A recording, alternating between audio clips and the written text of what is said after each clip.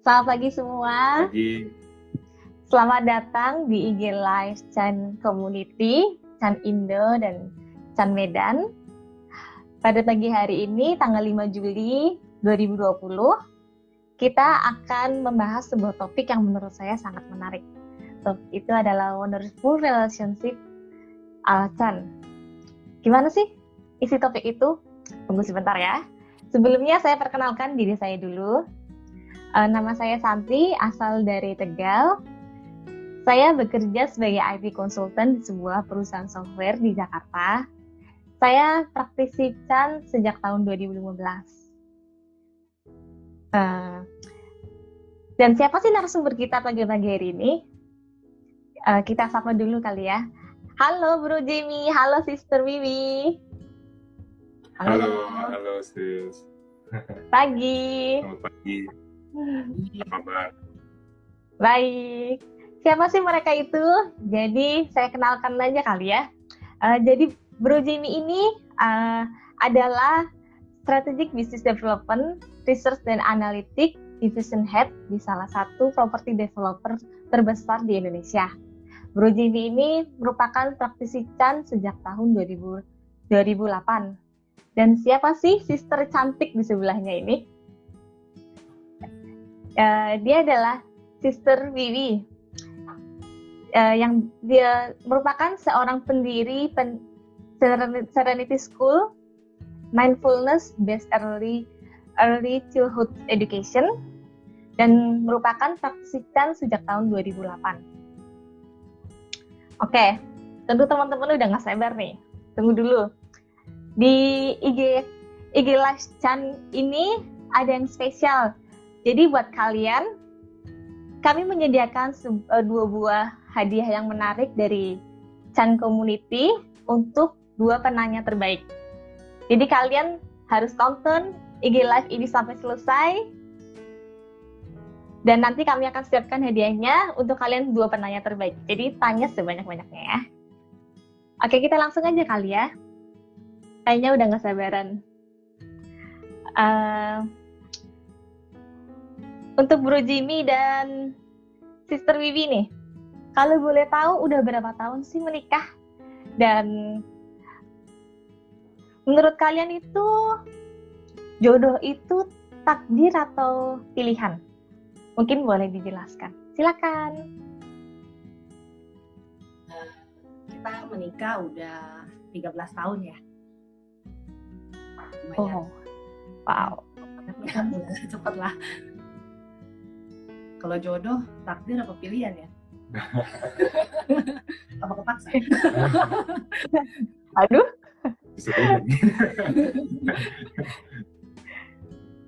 Kamu dulu. Kalau menurut saya sih, kalau misalnya menikah itu pilihan. Maksudnya setiap orang beda-beda. Ada yang memutuskan untuk menikah, ada yang memutuskan untuk tidak menikah. Balik lagi ke masing-masing orang lah ya. Tapi kebetulan kami memutuskan untuk menikah. Terus apa lagi? Kalau kamu diam aja. Ya, kalau saya coba ingat-ingat ya. Kalau menurut saya dulu kalau saya refleksi ya. Wah, saya memilih untuk menikah. Ini ada iklan. Jadi menurut saya pernikahan itu adalah pilihan, bukan takdir. Ada yang bilang jodoh gitu ya. Tapi sebetulnya kalau saya refleksi, menurut saya dulu lebih pakai logika untuk mencari pasangan yang seperti apa sih yang mestinya cocok dengan saya dan bisa saling mengisi untuk saya gitu. Jadi waktu saya deketin Wiwi pertama kali itu bukan karena cinta pandangan pertama atau karena suka atau bagaimana, lebih karena kita udah temenan, terus saya rasa kalau saya harus punya pasangan ya siapa ya pasangan saya yang cocok gitu. Jadi saya lebih banyak pakai logika pada saat itu, dan dengan logika itu saya jadinya bisa memilih dengan objektif gitu. Tidak tidak berdasarkan emosi juga, tapi lama-lama nanti perasaan sayangnya, perasaan cintanya muncul gitu, karena mulai saling mencocokkan gitu kan ya. Jadi itu sih kalau dibilang kita di luar sana harus nyari pasangan yang paling cocok buat kita, itu akan muncul pada saatnya gitu kan ya, seperti di film-film gitu. Nah itu kayaknya nggak terjadi sama kita sih, nggak terjadi sama saya. Kamu namanya apa? Iya sih, nggak tahu, mungkin kalau apalagi cewek-cewek ya, kita dulu mikirnya ada satu orang di luar sana nih jodoh saya gitu, maksudnya orang yang tepat buat saya. Biasanya kan kalau kita lihat di film-film atau di buku-buku cerita itu kayaknya, wah kalau kita ketemu orangnya nih kita langsung kita tahu ini dia orang yang tepat buat saya gitu. Ya, nyatanya sih nggak begitu juga gitu. Kalau buat kita ya nggak seperti itu gitu. Ya kita tentu ada waktu kita kenal, kita rasanya suka, kita ada rasa cocok. Tapi sebenarnya tidak melulu kita harus berbunga-bunga gitu. Kalau dibilang cinta pada pandangan pertama sih, ya enggak lah ya, kita udah kenal soalnya. Gitu. Nah saya rasa kalau dikaitin sama praktek ya, sama sih, sama halnya. Misalnya kayak kita praktek Chan gitu. Ya kita awalnya kita dengar, oh Chan kayak begini-begini, ya kita rasanya suka gitu. Rasanya tertarik, rasanya cocok. Tapi ya nggak berarti begitu kita mulai praktek terus langsung wow pengalamannya gitu, ya enggak gitu. Ya waktu pertama belajar meditasi juga rasanya banyak pikiran, ngantuk, sakit. Gitu. Jadi ya juga nggak selalu bunga-bunga gitu, tapi ya perlu diusahakan. Ya saya rasa jodoh juga sama lah ya. Jodoh harus diusahakan ya. Diusahakan ya. Jadi gitu kali. itu tadi mungkin adiknya boleh ikut. Jadi cantik sendiri. Dari tim di. Oke, jadi saya mau tanya nih, kalau misalkan jodoh itu kan tadi pilihan. Nah, tadi mungkin ada sebagian yang udah disebutin sama Sister Didi. Cuma saya pengen tahu jodoh itu kalau jodoh itu pilihan, kita tuh harusnya apakah pilihan itu kita biarin aja atau pilihan itu harus kita kejar? Kalau misalkan dari sisi kita berlatih itu apa bisa ada hubungannya nggak sih? Dan menurut Bro Jamie dan Sister ini, menikah itu sebagai penghalang dalam kita berlatih atau mungkin malah mendorong kita? Gimana? Silakan Bro Jamie. Tadi nanya sisi kok. Silakan Orville. Udah jawab. Ya kalau menurut saya sama seperti latihan ya, jodoh itu harus diusahakan. Jadi nggak bisa kita nunggu tergantung gitu, kemudian ya nanti jodoh nggak akan kemana, akan datang sendiri gitu. Kalau saya refleksi dulu, saya juga kalau nggak usaha mungkin juga nggak akan pernah jadi bersama sama Wiwi gitu kan, karena kita pada saat itu saya memutuskan untuk ya udah coba mulai mendekat gitu kan, mulai mendekat, mencari tahu lebih jauh, melihat ada hal yang cocok atau enggak. Walaupun pada akhirnya ketika kita berpacaran atau kita terus setelah menikah ya nggak selalu cocok ya, banyak ributan juga gitu. Jangan disangka kita nggak ada ribut-ribut, nggak ada marah-marah. Kita banyak sering terjadi pertengkaran gitu. Ya jadi tapi menurut saya itu sesuatu yang selain pilihan kita juga memang harus usaha gitu. Sama kayak tadi Wiwi bilang, kalau kita ketemu latihan metode tertentu gitu kan, kita ketemu metode Chan nggak sekaligus langsung wah gitu, ini cocok banget nih metode, tokcer banget buat saya nih gitu kan, nggak seperti itu juga kan, tetap harus dijalanin, dimengerti, dipahami. Kadang ada rasa gagal, ada rasa tidak berhasil gitu ya, mentok gitu. Tapi kalau kita jalan terus, kita usahakan terus, mestinya itu menjadi satu catatan buat kita. Gimana? Ya tadi ditanya menikah itu menjadi hambatan atau malah mendukung. Saya rasa balik lagi bagaimana kita memandangnya. Ya kalau kita mau anggap itu jadi penghambat ya bisa, mau dianggap jadi pendukung ya bisa. Bagaimana kita menempatkan diri aja. Kalau buat saya justru menikah menjadi pendukung. Banyak kondisi-kondisi yang membuat saya merasa memang berarti itu penting gitu maksudnya. Jadi memang ada tantangan, misalnya ya kalau menikah kan katanya mau retret aja susah misalnya kayak gitu. Nah kalau saya sih pada akhirnya justru membuat kita lebih taktis kali, lebih strategis dalam mengatur hidup kita gitu. Ya semuanya kan sama-sama penting ya, keluarga penting, pasangan penting, anak penting gitu ya. Pekerjaan penting, praktis ya penting gitu. Nah, bagaimana supaya semuanya bisa jalan? Ya kita jadinya menata prioritas hidup kita. Gitu. Semuanya prioritas pasti kita bela-belain semuanya gitu. Jadi bagaimana semuanya bisa tetap jalan? Justru menurut saya malah bagus. Jadi apa ya? Kita malah jadi lebih terstruktur. Ya benar. Setuju sekali. Bener sih. Oke. Saya mau tanya lagi nih, kan dalam sebuah relationship nggak mungkin ya adem ayem terus. Ini bukannya mungkin seperti yang tadi Sister Wiwi bilang, pasti ada saatnya berbunga-bunga, pasti ada saatnya ada pertengkaran gitu. Nah, gimana sih kalau misalkan kita ada perasaan seperti kecewa atau sedih atau mungkin insecure lah terhadap pasangan kita? Itu gimana cara kita untuk mengatasinya? Dan mungkin kita tahu kalau kita sedang mengalami emosi yang tidak stabil itu tuh gimana? Mungkin bisa dijelaskan. Silakan. Saya dulu ya. Saya dulu deh yang sering ngambek. Ya biasanya cewek sih. Ya memang namanya punya pasangan itu pasti kita punya ekspektasi ya. Ekspektasi pada pasangan kita. Nah, yang biasanya bikin kesel, bikin insecure atau kecewa itu karena ekspektasi itu nggak bisa dipenuhi oleh pasangan kita. Nah, gimana menghadapinya? Ya, saya rasa dalam hal ini berpraktek itu ya membantu juga karena kita jadi lebih ngerti diri kita sendiri ya.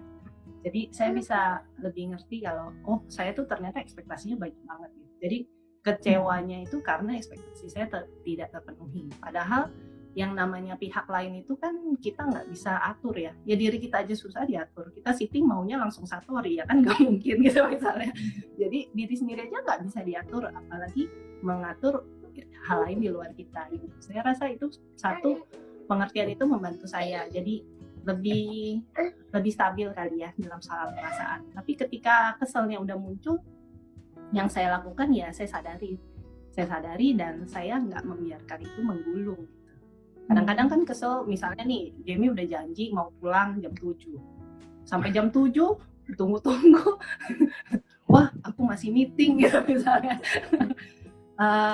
Nah itu kan kita bisa kesel gitu kan. Tapi saya berusaha sekarang. Ya udah saya tahu saya kesel, tapi saya ya udah saya nggak nambahin dengan tuh kan dia mah begitu kerja melulu, kerja lebih penting, atau misalnya kemarin juga pulangnya telat. Nah kalau kayak gitu kan kita nambahin ya, jadi tambah kesel. Kalau sekarang saya ya udah saya sadari aja lah gitu.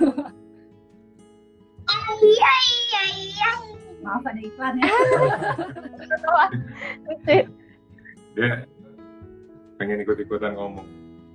Ya mungkin saya mau nambahkan ya, jadi kalau saya ingat satu buku ini udah cukup lama dikarang oleh seorang profesor namanya John Gray.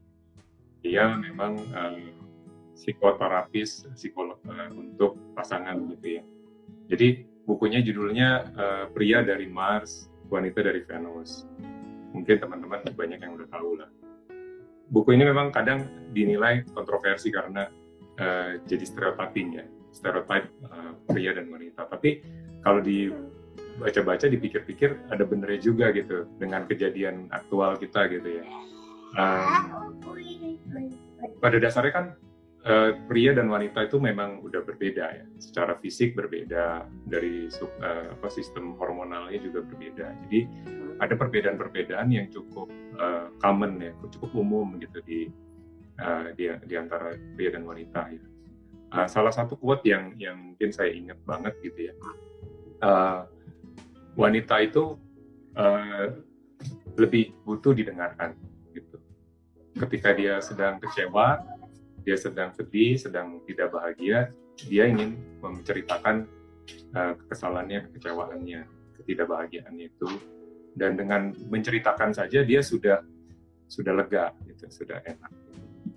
Nah, di satu sisi pria itu kalau mendengarkan wanita yang sedang berkeluh kesah, terutama ini adalah pasangannya dia sendiri, pasangannya kecewa, tidak bahagia, dia merasa menjadi gagal. Jadi saya dengar Wiwi curhat gitu, bukannya saya empati, malah saya merasa ini personal attack gitu. Jadi dia lagi mau menyalahkan saya atas ketidakbahagiaannya dia, sehingga saya menjadi insecure tadi ya, tidak insecure dan merasa gagal. Karena pada dasarnya menurut buku ini juga pada dasarnya setiap pria itu pingin pasangannya bahagia gitu kan. Nah itu butuh proses waktu yang cukup lama untuk kemudian saya menyadari bahwa saya tuh tidak bisa melakukan apa-apa buat dia bahagia gitu. Jadi kebahagiaan dia sangat tergantung sama dia sendiri gitu, bukan jadi tanggung jawab saya semata gitu ya. Jadi itu membuat saya jadinya gini, kalau misalnya dia nggak lagi kecewa, lagi sedih gitu ya, saya tinggal dengarkan aja. Dan saya tidak berusaha mencarikan solusi gitu. Kecuali dia minta, ini ada solusi nggak, ada ide nggak? Ya tapi kalau misalnya itu, ya saya cukup pinjemin kuping aja. Kalau perlu, kalau sedih banget ya kita peluk, kita rangkul gitu ya. Tapi tidak harus setiap saat memberikan solusi, karena cowok itu katanya lebih cenderung inginnya menyelesaikan masalah, solve problem gitu. Kalau nggak solve problem, rasanya nggak berhasil, nggak achieve gitu ya. Nah itu seiring dengan latihan, dengan praktek, perasaan-perasaan itu terkenali gitu loh, jadi dikenali, dan saya bisa melihat kapan waktunya saya memberikan solusi, kapan waktunya saya hanya jadi teman untuk mendengarin aja gitu. Dan dengan begitu saya juga nggak jadi stres, nggak jadi marah, nggak jadi kesel, merasa tersinggung gitu. Jadi ya itu dalam perjalanannya menurut saya apa yang dikatakan John Gray itu ada benarnya sih, bahwa kita memang beda, kita harus mengerti pasangan kita itu karakter seperti apa, kebiasaan-kebiasaan seperti apa, dan kita nggak selalu harus terlibat di dalam kesulitannya dia atau kesedihannya dia atau apa yang ada di dalam pikirannya dia. Kita harus bisa memanage diri kita juga sendiri. I think Wiwi juga sama. Kalau saya lagi marah gimana? Ya sama sih.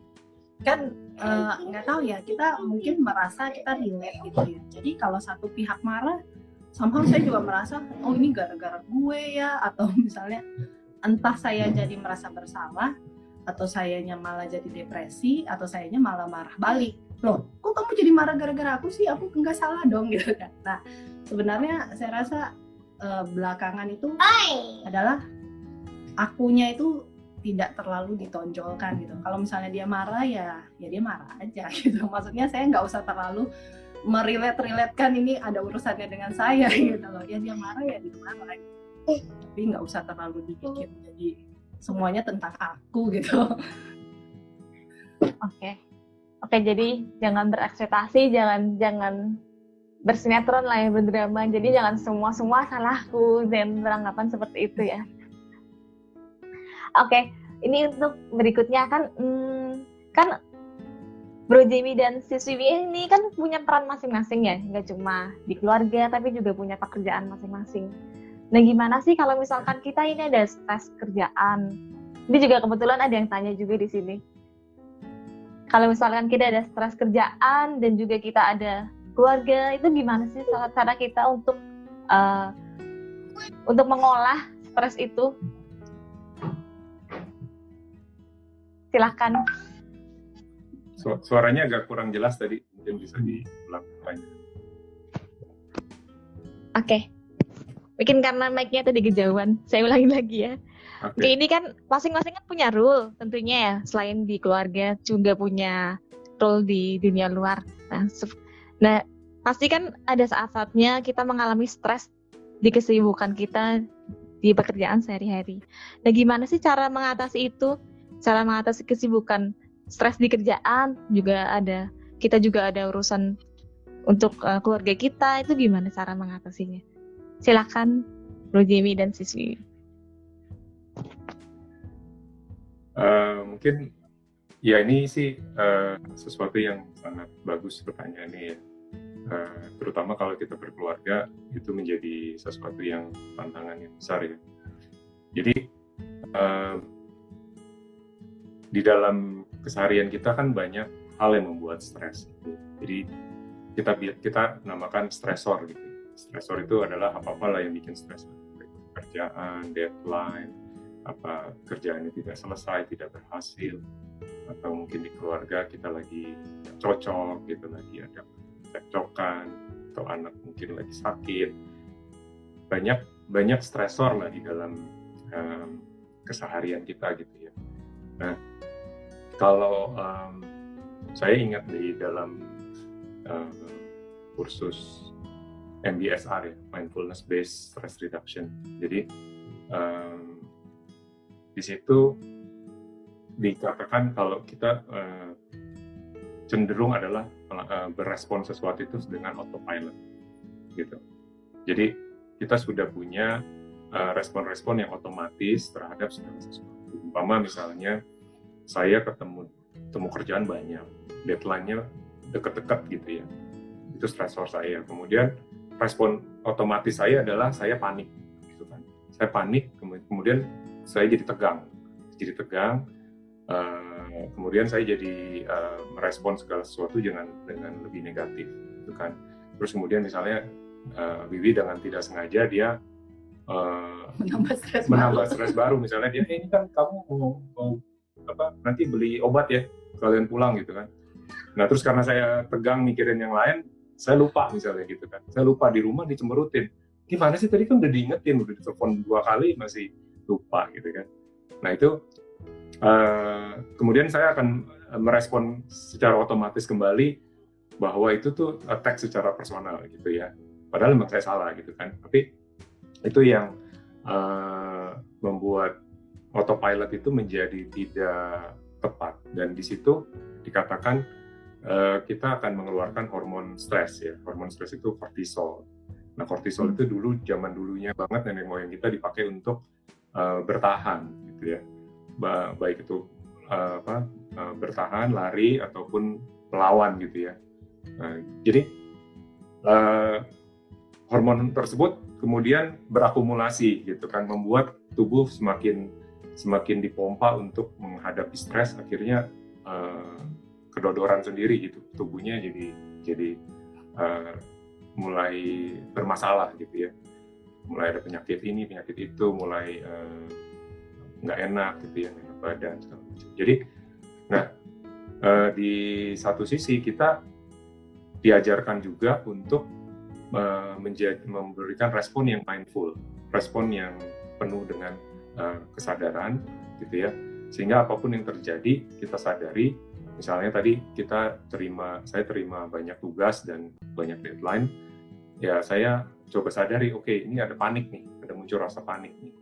Rasa panik itu munculnya di mana? Misalnya di dada gitu ya. Jadi kita coba amati, sadari, redakan gitu kan, dan kemudian saya kembali ke kondisi yang lebih siap untuk menghadapi apapun stresor yang lain gitu. Jadi latihan mindfulness Chan itu menjadi satu kesatuan untuk menghadapi stres tersebut. Dan kalau saya flashback, semakin kesini ya semakin banyak stresor yang bisa saya terima gitu. Saya nggak gampang stres gitu, lebih mudah menghadapi stres. Jadi dan kayaknya kehidupan berkeluarga juga mempengaruhi, karena kita kan otomatis ada anak tambah besar, sekolah segala macam, tantangannya makin banyak gitu ya kan, secara finansial makin banyak. Jadi itu semua bisa kita lalui dengan baik apabila kita ada latihan gitu. Kebanyakan ngomong nih kalian. Dibawa ke Jamie. Silakan sister. Ya, bener sih kata Jamie, kita balik lagi, maksudnya latihan kita perhatikan sensasi tubuh. Sama saya biasanya kalau stres tuh karena kan banyak isi kepala ini kayak penuh gitu ya, mau ini mau itu. Saya biasanya mundur sejenak, terus oke lah saya selesaikan satu-satu gitu, satu. Terus saya ingat kata-katanya Master Seng Yen, katanya kalau ada masalah itu pertama face it, habis itu accept it, deal with it, terus let it go. Jadi yang pertama-tama kita ya hadapi, jangan lari. Terus yang kedua ya kita terima bahwa ya beginilah, maksudnya ini memang ada udah di depan saya gitu, kita terima masalahnya. Terus yang ketiga ya kita tangani. Misalnya tadi stres karena banyak kerjaan, karena banyak urusan, ya kita tangani satu-satu, kita tangani. Nah menurut saya step keempat itu yang penting banget. Habis ditangani ya letakkan lah gitu, lepaskan. Udah tangani ya sudah, jangan pikir-pikir terus. Kalau enggak kan nggak selesai-selesai ya, malah makin numpuk gitu. Ya saya merasa kita ada baca buku Dharma gitu, quote dari Master Seng Yen itu juga membantu. Jadi saya bisa mengarahkan pandangan saya, pikiran saya tuh seperti itu. Jadi lebih tenang juga. Oke, wah keren sekali. Semoga jawaban dari Bro Jamie dan Sister bisa menjawab pertanyaan dari Sister Awen tadi. Oke, ini ada pertanyaan lain nih. Kebetulan dari Chen Minglung. Jadi apa sih dalam Chan itu kriteria dan kualitas yang mesti dibangun supaya bisa mencapai wonderful relationship itu? Kriteria dan kualitasnya apa kalau dalam Chan itu supaya untuk mencapai wonderful relationship? Mungkin bisa dijelaskan, silakan.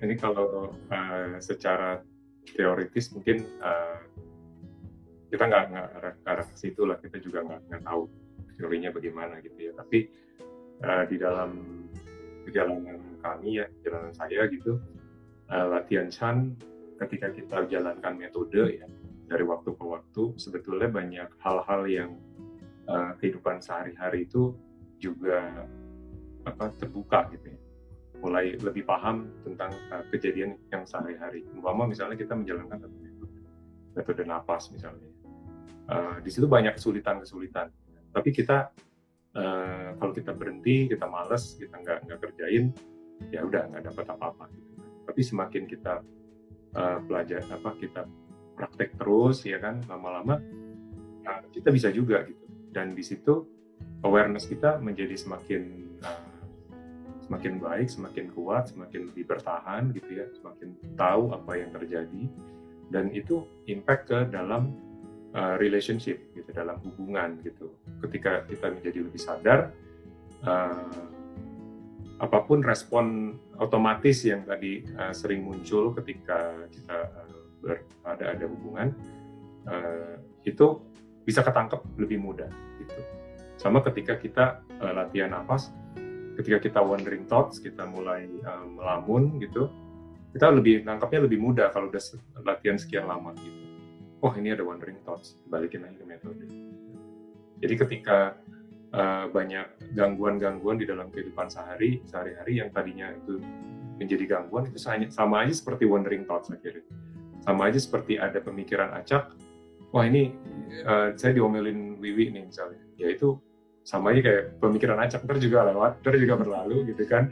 Terus kembali aja ke metode, kembali aja ke diri sendiri yang ya udah nggak usah marah, nggak usah diambil sebagai personal gitu.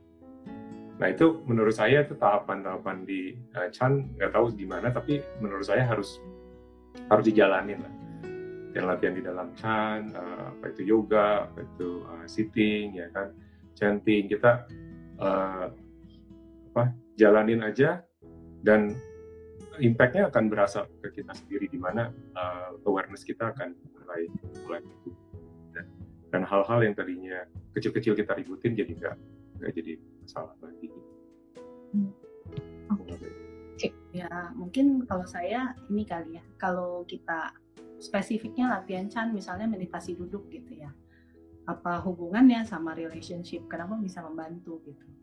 Saya melihat sih kalau saya sendiri pengalaman dari meditasi duduk itu sebenarnya kita melatih sikap mental kita, sikap batin kita. Misalnya tadi yang pertama kata Jamie ya, kalau ada begini begitu ya tetap aja jalanin gitu kan ya. Jadi kayak kita melatih persistensi ya, kegigihan. Terus yang pasti kalau buat saya melatih kesabaran. Karena saya kadang-kadang saya sendiri merasa kesal pada diri sendiri gitu. Aduh, aku duduk kok isinya tidur doang gitu misalnya. Ya kesabaran. Jadi kita ada sebenarnya ketika kita meditasi duduk itu kita nggak cuma duduk tapi sikap batin kita juga somehow terasah kali ya, maksudnya kita jadi satu terbiasa disiplin, terbiasa gigih, persisten, terus sabar dan buat saya sih yang paling efek itu mungkin saya lebih menerima ya, maksudnya gini, kalau ada wandering thoughts, pikiran acak ya saya terima ya, beginilah memang situasi pikiran saya gitu, maksudnya pada saat ini menerima bukan dalam arti pasrah nggak melakukan apapun ya. Saya sadar, oh iya ada pikiran acak, ya udah saya balik lagi ke metode gitu. Jadi tapi saya sikapnya udah enggak, aduh ada pikiran acak, awas pergi gitu, aku mau ngerjain metode. Aku pelan-pelan saya merasa, oh saya sekarang jadi lebih bisa menerima, saya menangani, tapi bukan dengan prinsip saya pengen mengusir cepat-cepat gitu. Nah akhirnya pada relationship saya rasa sikap batin ini, sikap mental ini terbawa juga gitu. Jadi misalnya kita ada masalah ya kita coba selesaikan, tapi saya juga nggak kayak ngotot bahwa saya tuh nggak seneng kalau ini lagi ada masalah gitu ya. Saya akhirnya ya udahlah ada masalah kita selesaikan. Saya rasa itu sangat membantu sih buat saya praktek itu sangat. Oke ya, keren sekali jawabannya. Oke, ini ada pertanyaan selanjutnya nih. Sepertinya menarik juga nih dari Linda Chua. Di sini dia Sister Linda bertanya, bagaimana sih cara membagi waktu antara Bro Jamie dan Sis Wiwi dalam latihan, baik latihan yang harian atau retret setelah mempunyai anak? Karena kebetulan kan dua-duanya kan sama-sama bekerja nih. Gimana cara pembagian waktunya itu? Silahkan dijelaskan. Retret gak ya? Ya kalau untuk latihan pribadi, kalau buat saya ya saya coba sesuaikan jadwal lah. Memang awalnya nggak mudah ya, karena kadang-kadang kita udah terlalu capek gitu. Jadi pagi bangun udah gerabak-gerubuk, terus malam udah capek, udah nggak sempat latihan. Tapi seperti tadi saya pernah ngomong, begitu saya merasa ini harusnya jadi prioritas juga. Sama maksudnya latihan itu sama pentingnya dengan masak buat anak saya.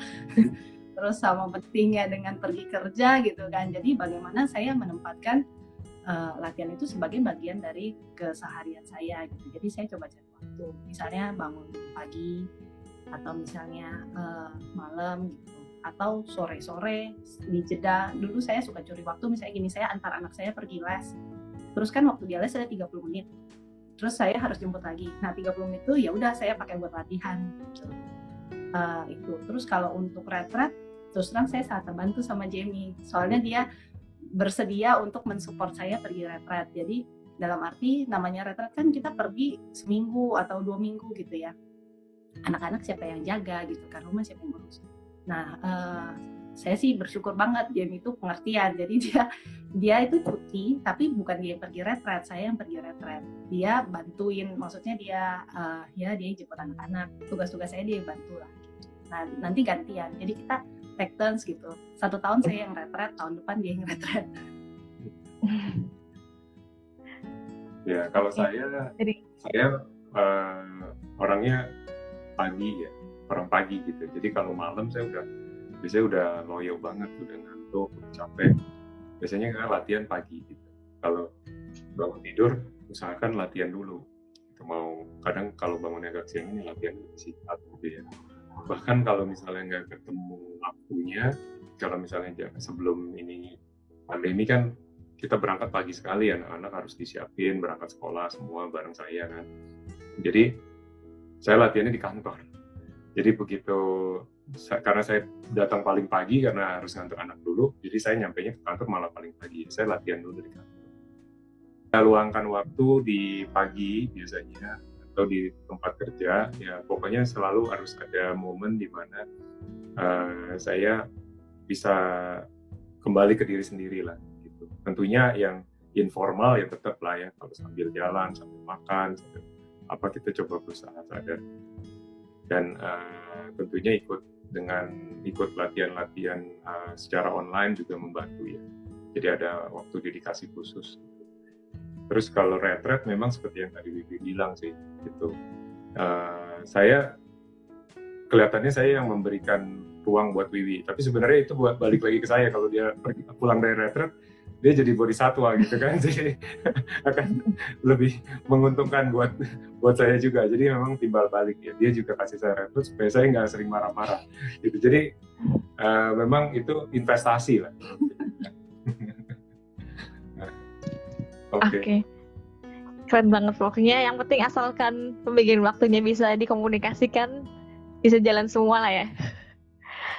Oke, ini ada satu pertanyaan menarik lagi dari Melva Yola. Gimana caranya Bro Jamie dan Sis Wiwi mengajarkan value Chan ke anak-anak? Nah, cukup menantang nih. Gimana caranya? Silahkan.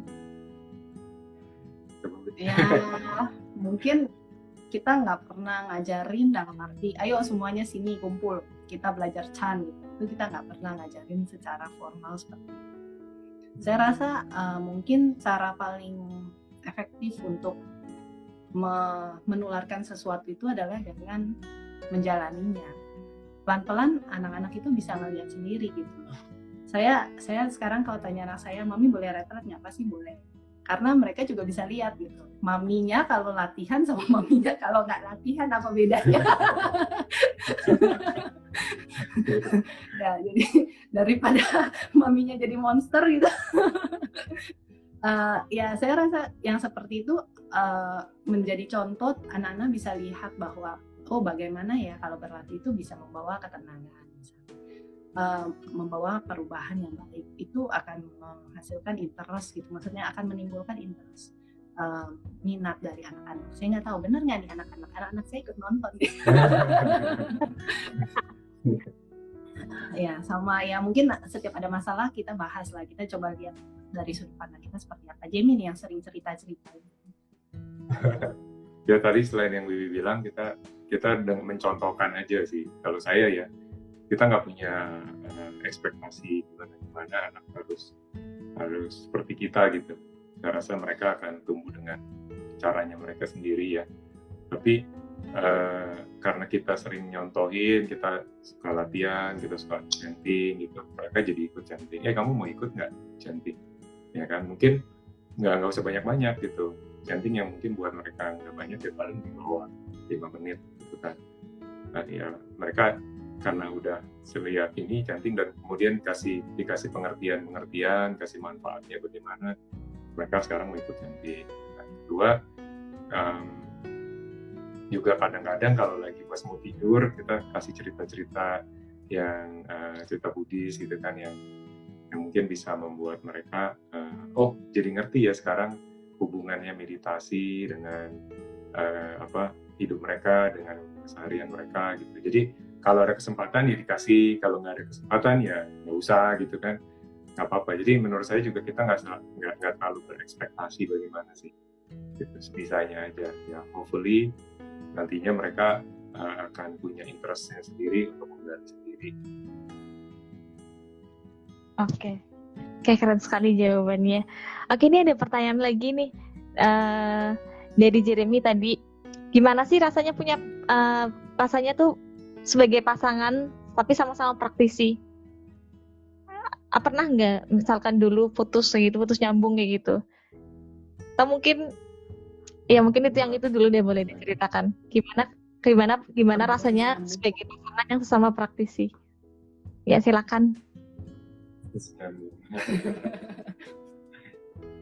Pernah? Kita pernah long distance sih. Long distance 2 tahun.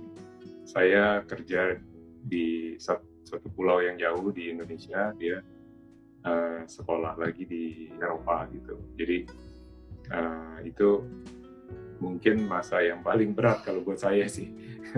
Jadi ya itu banyak miskomunikasi gitu, banyak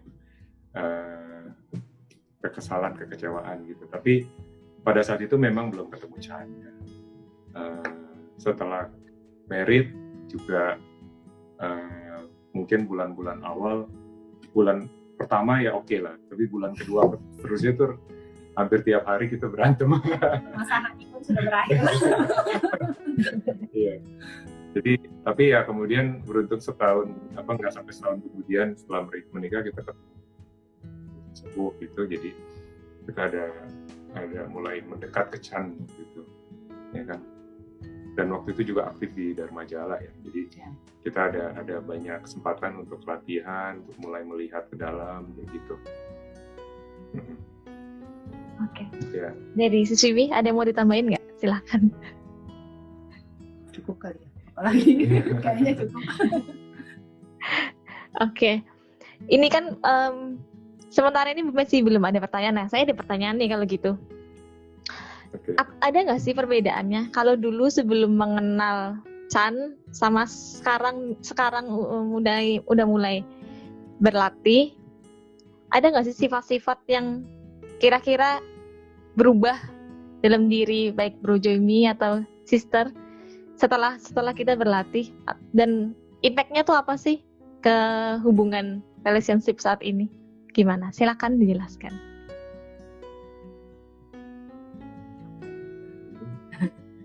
Ya mungkin kalau saya tadi seperti saya cerita ya, maksudnya mungkin jadi lebih sabar gitu. Tapi terus terang itu nggak terjadi serta-merta ketika kita baru kenal Chan gitu. Kita kenal Chan dari 2008. Ya dari 2008 sampai 5 tahun setelahnya, pas 10 tahun setelahnya ya juga ups and down gitu. Nggak tiba-tiba setelah kita belajar Chan terus langsung berubah gitu. Semuanya butuh proses ya, sejalan dengan waktu. Jadi perubahan kita pelan-pelan juga mungkin nggak terlalu terasa gitu. Tapi kalau kita sekarang udah setelah sekian belas tahun kita merefleksi balik, kita baru bisa menyadari bahwa oh iya ya ternyata kita udah berubah banyak gitu. Kalau dari hari ke hari sih sebenarnya nggak terasa gimana-gimana. Ya mungkin perubahan itu yang bisa menilai kan orang di sekitar kita ya. Ya, kalau saya lihat Wiwi dulu, Wiwi lebih gampang ngambek gitu ya. Ngambek, terus suka mengungkit-ungkit yang lama-lama yang saya lupa gitu kan. Saya kan orangnya rada pelupa, jadi suka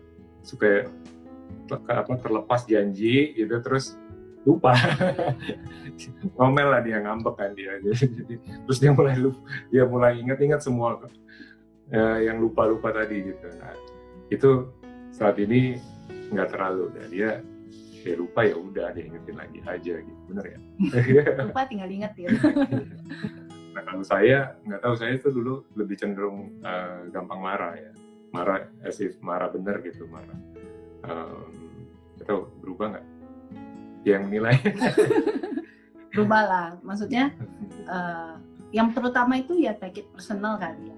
Kita dulu sering kalau saya sih merasa sih ya kayak tadi dia cerita lah, cewek itu kan suka curhat ya, kadang saya cerita padahal maksud saya cuma sharing, saya pengen sharing doang, tahu-tahu dia ikut marah. Saya jadi apa sih, lu bukannya bantuin gua denger malah nambah masalah gitu. Tapi kalau sekarang ya udah dia bisa, oh ya udah sharing aja. Ada lagi, apalagi mau di sharing gitu. Jadi kontainernya jadi lebih besar.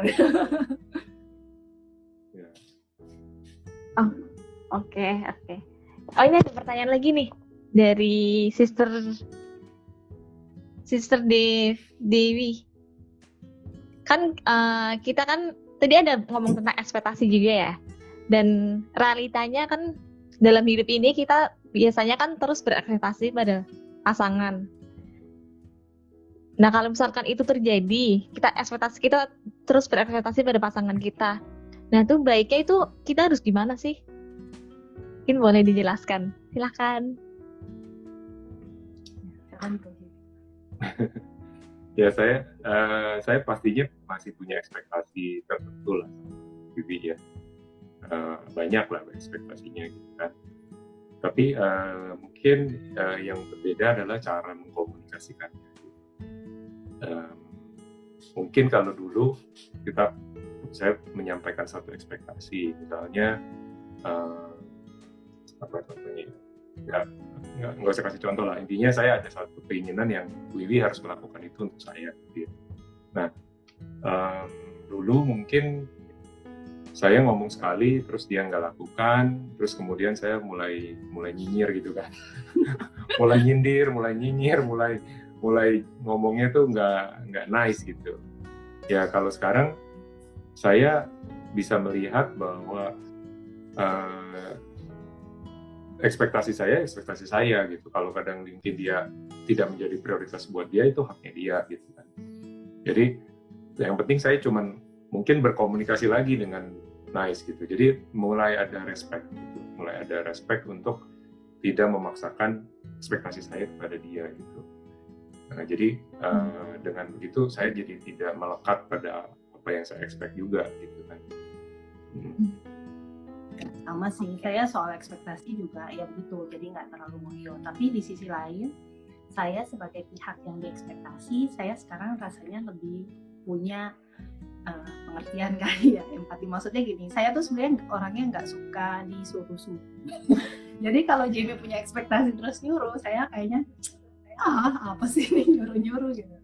Nah, kalau sekarang saya lihatnya gini ya, kalau dia omongin ekspektasi dia, saya akan melihat bahwa kalau itu penting buat kamu ya, saya usaha sebaik saya untuk memenuhi ekspektasi kamu gitu. Kalau saya bisa ya bagus, bisa bantu kamu seneng gitu kan. Kalau saya nggak bisa ya sudah, saya juga tapi nggak jadiin beban bahwa saya jadi merasa bersalah atau apa gitu. Jadi ya begitulah. Oke. Ini kita mungkin bisa kali ya satu pertanyaan lagi dijawab singkat. Ini ada satu pertanyaan lagi dari Sister Linda. Katanya kan sebagai sesama praktisi, kita kan berharap pasangan kita harusnya punya attitude yang begini dan begitu. Attitude seorang praktisi. Nah, pernah nggak sih ternyata kok nggak begitu ya?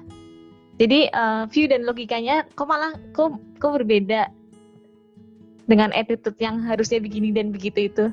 Itu pernah nggak dan gimana sih? Silahkan.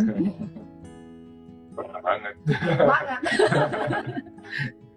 Ya, menurut saya ini semua balik lagi ke ketidakkekalan ya.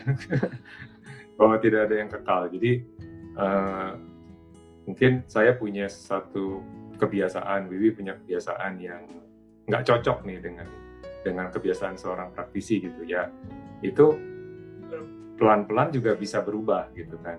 Tetap bisa berubah. Jadi segala sesuatu kan bisa berubah. Nah, contoh misalnya dulu saya lebih sering latihan.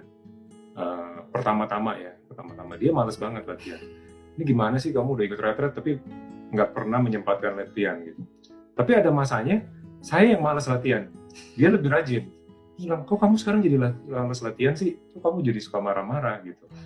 Ya jadi naik turun ya, up and down ya. Jadi menurut saya sih biarkan waktu.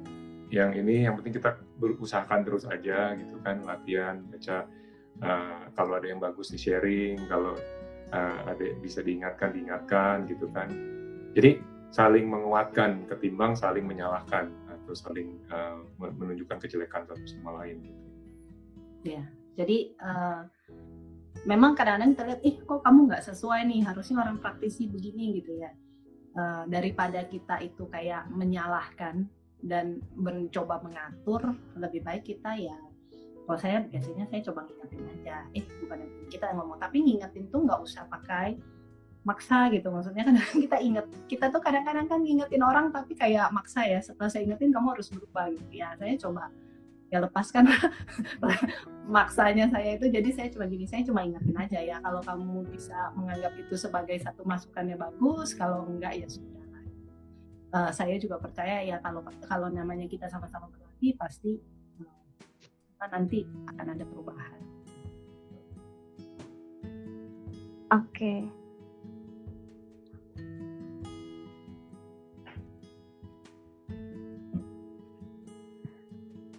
Oke, mungkin karena kayaknya waktunya udah nggak cukup lagi ya kalau kita jawab pertanyaan, udah mepet. Mungkin kita, oke, sebagai informasi aja nih buat teman-teman semua. Kalau di Chan Community ini ada banyak banget loh aktivitas yang biasanya kita lakukan. Jadi biasanya sih kita ada monthly sitting sama retreat, tapi berhubung lagi pandemi, kita jadi nggak bisa ngelakuin monthly sitting sama retreat dulu. Tapi kita punya, jadi setiap hari Kamis kita ada kegiatan talk show bersama Sefu Goyen setiap hari Kamis. Jadi Kamis minggu depan harusnya ada. Nanti kalau misalkan teman-teman tertarik untuk ikut, bisa join di Zoom atau di lewat YouTube-nya. Untuk infonya bisa lihat di Chan Medan atau Chan IG-nya Chan Medan atau Chan Indonesia.